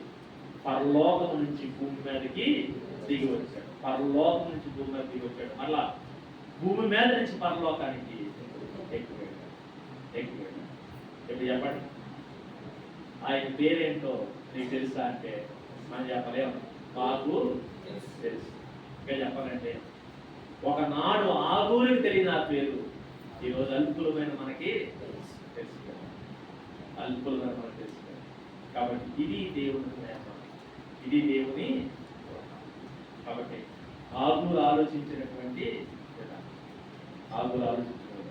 కాబట్టి దేవుడి గురించి ఇలా ఆలోచించినది తప్ప కంటికి కనిపించే దేవుడు కాదు. ఆ కంటికి కనిపించే దాన్ని కంట్రోల్ చేసేవాడే దేవుడు. కాబట్టి నీ కంటికి కనిపిస్తున్న ప్రతిదానికి నువ్వు మొక్కడం కాదు, ఆ కంటికి కనిపిస్తున్న దాన్ని కంటితో కనిసైగుతో కంట్రోల్ చేసేవాడే అత్యున్నతమైన వాడు అని మనందరం తెలుసుకొని నాడు ఆయన ఫ్రెండ్స్తో మాట్లాడాడు, నేడు దేవుడు మనతో మాట్లాడుతున్నాడు. కాబట్టి అలా ఆలోచిద్దాం. ప్రకృతి కాదు, ప్రకృతిని శాసించేవాడు మన దేవుడు. ఆయన పేరు యేసు క్రీస్తు. ఆయన నామములో మనకు రక్షణ. ఆ రక్షణ ఆస్వాదిద్దాం. ఎల్లప్పుడూ నమ్మకం కోల్పోతూ దేవుడు స్థిరమైన విశ్వాసంగా కోరుకుంటూ నా మాటలు ముగిస్తున్నాను. కలుసుకోండి, ప్రార్థిస్తున్నాను. దయగలిగిన మాట ఈ కుమారుల ద్వారా మనం మాట్లాడు మాటలు బట్టి మాకు ఎన్నో తెలుస్తాయి. ఈరోజు సముద్రం కొలతలు చెప్పగలరు, పర్వతాలు ఎత్తులు చెప్పగలరు, కానీ వాటిని స్థాపించిన నీ గురించి మాత్రం ఏ జ్ఞానం లేదు. దేవుని గురించి జ్ఞానం తప్ప, సమస్త జ్ఞానం మాకు అనుకుంటుంది తప్ప, మిమ్మల్ని గురించిన జ్ఞానం మాత్రం తప్ప. తండ్రి ఎందరో నీ గురించిన జ్ఞానం లేక నశించిపోతున్నారు. తండ్రి మీ మాటల ద్వారా అట్టి జ్ఞానం మాకు తెలియపరచండి. నీ గురించి తెలుసుకుంటాం, నీ కోసం బతకగలిగే పరిస్థితులు దయచేయండి. అదే నువ్వు వచ్చిన బిడ్డలను జ్ఞాపకం చేసుకోండి, బలపరచండి, మాట్లాడండి. వారందరి విశ్వాస స్థాయిలో మన ముందుకు నడిపించమనుకో. మీ తోడును తోడ్పాటును దయచేయమనుకో. మీ బిడ్డలు మీ చేతులు కాపాడించు. బలమైన మీ కృపను కాపాడు మీ బిడ్డలను ఉంచమనుకో. జరగబోతున్న ప్రతి కార్యక్రమం మీ చేతులు కాపాడించు. మీ మాటల చేత మమ్మల్ని బలపరచమనుకో. క్రీస్తు నామములో ప్రార్థించాడు మీ వేడుకొనుచున్నాము తండ్రి. ఆమేన్. ఆమేన్.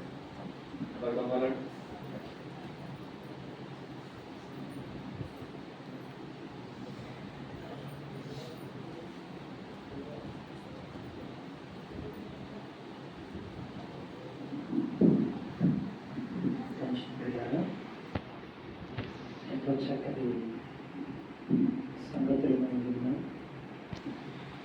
చాలాసార్లు మనకు ఇలాంటి ప్రశ్నలు అనేవి చదువుతున్నప్పుడు వచ్చిన వాటిని దాటుకుంటూ మనం వెళ్ళిపోతూ ఉంటాం. అవి మనకు అర్థం కాక వాటిని గురించి మనకు అర్థం చెప్పేవాడు లేక మనం దాటుకుంటూ వెళ్ళిపోతూ ఉన్నాం. ఈరోజు దాని గురించి మనం చాలా సంపూర్ణంగా వివరంగా మనం తెలుసుకున్నాం. కాబట్టి ఇంకా మనం అజ్ఞానంగా మూర్ఖంగా ఉండిపోకుండా, ఇంకా ప్రభువుని నమ్మి చాలామంది ఆకాశానికి మొక్కే వాళ్ళు ఉన్నారు, గాలికి మొక్కే వాళ్ళు ఉన్నారు, నీటికి మొక్కి అది మా దేవుడు మా తల్లి అని చెప్పేవాళ్ళు కూడా ఉండకపోలేదు. ఇప్పటికైనా మనం కళ్ళు తెరుచుకుందాం. అవి గొప్పవి కాదు, వాటిని శాసించి పరిపాలిస్తున్నవాడు గొప్పవాడనే సత్యాన్ని విన్నాం. కాబట్టి మనం ఇప్పుడు ఎవరిని ఆరాధించి ఎవరిని పూజించాలి అంటే ఎవరిని? గట్టిగా యేసు క్రీస్తు ప్రభువారిని అన్న సంగతిని మనం ఎన్నడూ మర్చిపోవద్దు. ఈ సత్యాన్ని మనం గుర్తించుకుందాం. సత్యమేరని అనేక ప్రజలకు సత్యాన్ని గురించి మనం తెలియచేద్దాం. చక్కటి సందేశాన్ని అందించినటువంటి అన్నకి రోజు తెలియజేస్తా ఉన్నా. మరలా 3 గంటలకి ఇదే స్థలంలో యవనస్తుల కూడిక జరిగింది. తప్పనిసరిగా అందరూ ఈ స్థలంలో కూడుకోవాలి. భోజనాలు కూడా ఇక్కడ ఏర్పాటు చేయబడ్డాయి కాబట్టి మీరందరూ కూడా భోజనాలు తిని దేవుడి యొక్క వాక్యాన్ని మరొకసారి మీరు వినాలని